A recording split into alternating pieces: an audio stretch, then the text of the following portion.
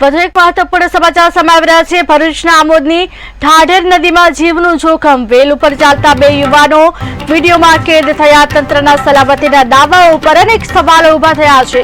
મગરોથી ધમધમતી નદીમાં લાકડા વીણવા યોગ્ય કેટલા?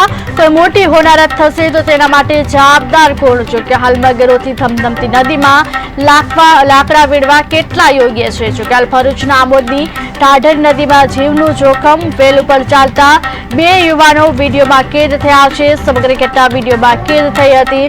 સમગ્ર ઘટનાના હાલ દ્રશ્યો પર સામે આવી રહ્યા છે। બે યુવકો વેલ ઉપર ચાલતા હોય તેવા દ્રશ્યો સામે આવ્યા છે। વિડીયોમાં કેદ તંત્રના સલામતીના દાવા ઉપર અનેક સવાલો ઉભા થયા છે। મગરોથી ધમધમતી નદીમાં લાકડા વીણવા કેટલા યોગ્ય છે? જો કોઈ મોટી હોનારત થશે તો તેના માટે જવાબદાર કોણ રહેશે? ભરૂચના આમોદની ઢાઢર નદીમાં જીવનું જોખમ, સમગ્ર ઘટના વિડીયોમાં કેદ થઈ હતી। સમગ્ર ઘટનાના દ્રશ્યો પર સામે આવી રહ્યા છે। વેલ ઉપર ચાલતા બે યુવાનો વિડીયોમાં કેદ થયા છે। તંત્રના સલામતીના દાવાઓ ઉપર સવાલો ઉભા થયા છે। મગરોથી ધમધમતી નદીમાં લાકડા વીણવા કેટલા યોગ્ય છે? જો કોઈ મોટી હોનારત થશે તો તેના માટે જવાબદાર કોણ?